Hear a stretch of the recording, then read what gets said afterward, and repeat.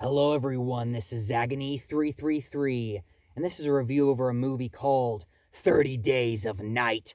And what better time to record this than at fucking night? Yeah, I thought that'd be a cool addition to actually record this at nighttime and stuff for the title of the movie and everything. But what's this movie about? It's from 2007. It is an hour and 53 minutes. It is action, horror, thriller. And this is another one that I've seen in theaters and was an incredibly awesome experience. So I definitely recommend that. Check out movies in theaters if they look cool to you. It always can add to a movie. But this film is a unique one because it takes place in Barrow, Alaska. During the span of, like the title says, there's a time of year where basically it is night for 30 days. And unfortunately for the citizens of this town, vampires basically decide to do what they do best, and that's descend and cause carnage and drain the citizens of their blood and cause mass mayhem and everything else. But there's a lot of positives here that I'll be getting into before we get into spoilers and stuff. One thing is this is an example of more intelligent enemies, because before even the 30 days start, they basically plan and plot all sorts of certain things in order to kind of close the citizens in, make things harder for them. So it's not just a standard fare where there's this, some spooky fucking vampires or something. No, they're actually planning things, thinking things, they're intelligent, they're fucking threatening, you know? Unlike some films where, I don't know, this one handles it very well. And there's also, a slow build before the full out chaos. It kind of slowly unveils that, because in the beginning you don't even see them very much. You have it where they're plotting, planning, cutting out kind of routes of escape and communication, things like that.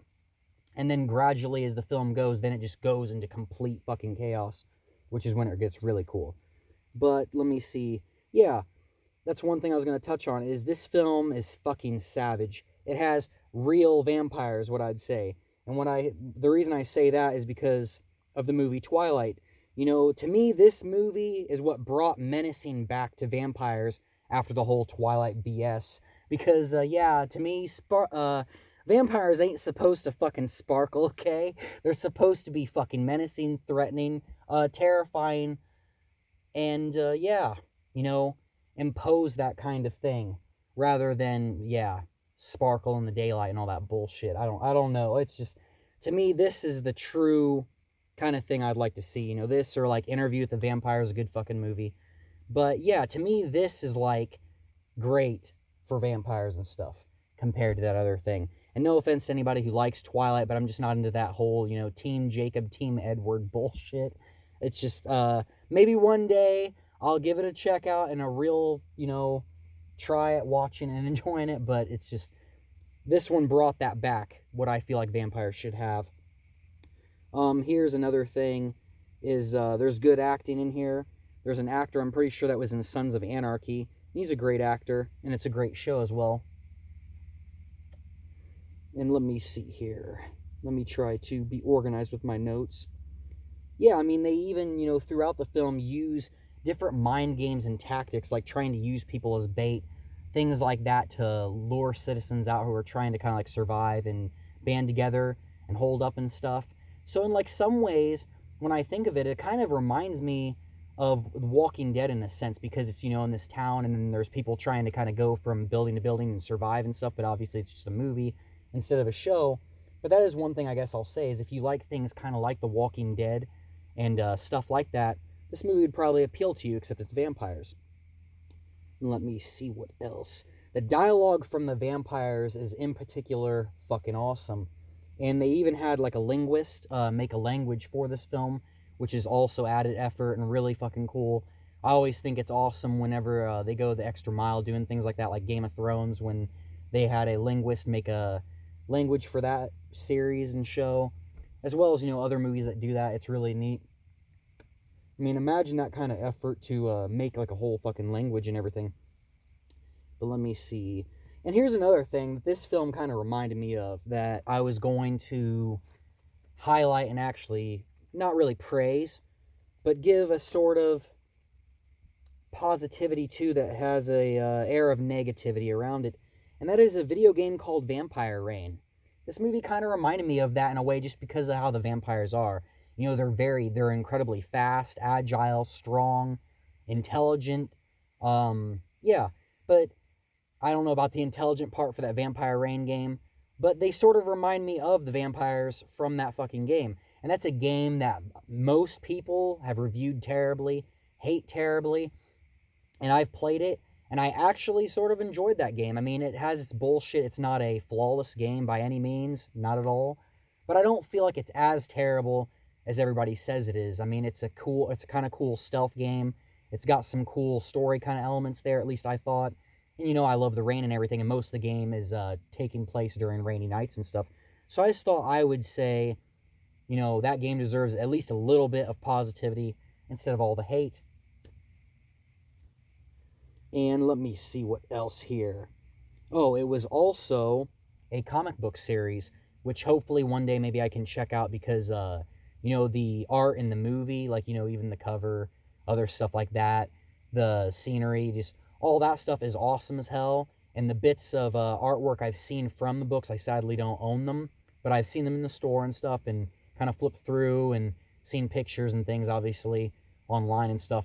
But, really awesome fucking artwork. So hopefully one day I can actually purchase it and pick it up and read it and give it its due as well.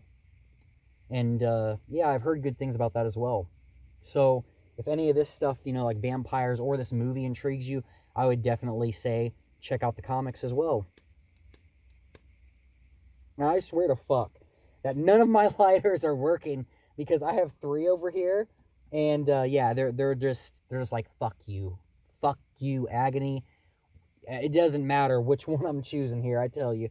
But anyways, there's also one thing I would like to say that is kind of referring to the last review that I did, the last one, where I kind of laughed and kind of joked about the love interest in that movie Stay Alive. To me, this movie, it has a love interest there, but the way this movie handles it is a love interest done right. And that's what I thought I would say is, you know, kind of contrast how the last review was, that I would highlight that this film handles that correctly. You know, it's not overdone, it's not obnoxious or anything. You know, there's a prior pre-established history there and everything else. It's done more believable, it's done more respectful, and it seems more genuine because of that. And it's a lot more heartfelt, and it works in this film. You know, it has some genuine emotion there and shit. So I thought I would say that this film actually comes through when it comes to that kind of thing. But here's also some trivia. I already mentioned the original language made for the film. But apparently in real life, the whole phase where it is 30 days of night in that area of Alaska is apparently more realistically around 67 days of night, apparently. Which is pretty crazy to think that you know, if you live there, that you have like 2 months where it's nighttime. That'd be... I would definitely want to see the sun after that shit, just to even warm up things a little bit. But yeah, let me see if there's any more bits before I go into some spoilers and stuff. But I don't believe that there is very much to talk about other than, yeah, spoiler stuff. And yeah, I have to sadly save the rest for spoilers. But this is what I'll say, is that this is, in a way, an underrated film, because I've almost heard nobody talk about this one, just like other ones and stuff. And I gave this movie an 8.5. You know, other ratings and stuff like that I had seen around were much less than this, but I really don't see why. The effects are great. The, you know, action sequences are great. There's a lot of cool, like, you know, not very detailed backstories for characters, but kind of interwoven, like I said, heartfelt kind of stories where you feel for some of these characters and stuff. And all of it's handled very well, and it's in a unique location and stuff. Kind of reminds me of The Thing and stuff. We don't get very many movies that, you know, go to Antarctica or Alaska very much, but, you know, ones like this and John Carpenter's The Thing and stuff like that, to me at least, are special and kind of their own thing. But yeah, I gave it an 8.5. I really love this movie. It's a really great one in my opinion. And if you guys just want a fucking crazy bloodbath that is fucking intense as hell, fucking kick-ass as hell, you like vampires, but you want to see ones that are actually ferocious and serve their fucking purpose and everything, then check this movie out. It's a really cool one. And now let's get into the fucking spoilers. All right. So, the one thing I'd put here is I really loved what I thought was really cool is, like I mentioned before, the whole planning thing. And now that we're in spoilers and you've probably seen this film, you know what I'm going to talk about a little more thoroughly. Like, destroying the cell phones, fucking up the some of the sled stuff, the helicopter stuff, killing even the sled dogs. These vampires, they think and stuff, and they use this guy that's like basically a drifter that, survived probably the last encounter where they terrorized, some place and everything because they come off of a ship. But, using him to kind of infiltrate, scout, and do these things even before that happens, and other bits like I mentioned later on where they're using people as bait, different things like that are kind of what, at least to me, make this awesome. They're not mindless, but at the same time, they're not just, the overly intelligent kind of vampire thing either. They're fucking terrifying. Yeah, to have to face this kind of shit would be fucking freaky. But what I liked was the actor, the drifter, was a great fucking actor. I felt like, let me see. But yeah, I thought it was a great kind of introduction to the vampires, because since his kind of whole moment is played out before kind of the reveal, I felt like that was a great introduction to them, the slow build up, the things that he was saying, the dialogue and stuff, the way he delivered those emotions, all that kind of thing was really well done, really cool, and really at least added to this movie and stuff. So I thought the acting on his part was fucking great. And that was one of the cool things. Let me go into, yeah, the design of the vampires is fucking awesome. The agility, the long fucking nails, the look of them is freaky. And they pose a real threat, unlike other ones I've kind of mentioned. And then one thing I put here also is I love the camera shots that are in this film. Like, for instance, there's this really cool sky view. If you've watched it, you know what I'm talking about.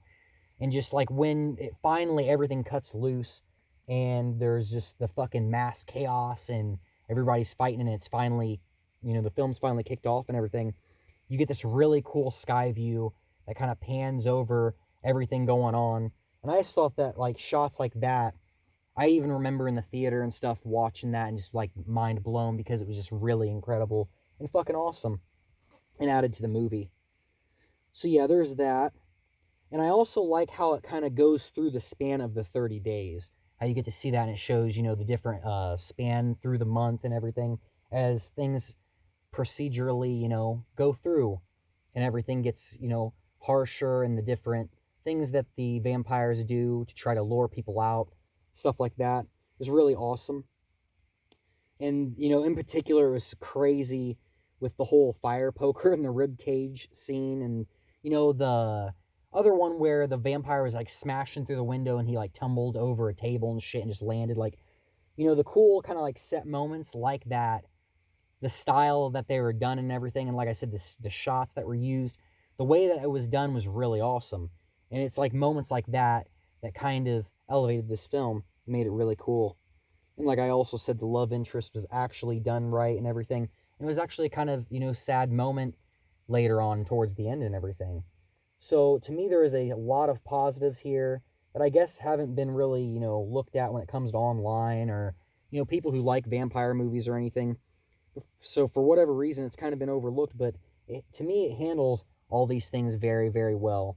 And I assume maybe some of you might agree with that as well. But I think that's actually all that I have to say now. A great, awesome, hell of a good time of a movie. But I hope that you all are having 30 days of sunshine, great fucking things, doing swell, people are treating you well, and everything like that. And I will see you guys in the next movie review that I do. Don't know if it'll be anything disturbing or just a regular horror movie or action, whatever. I don't know what it will be. But I hope that you guys will stay tuned for that and have a great, amazing one. Until then, peace out, guys. Have an awesome one.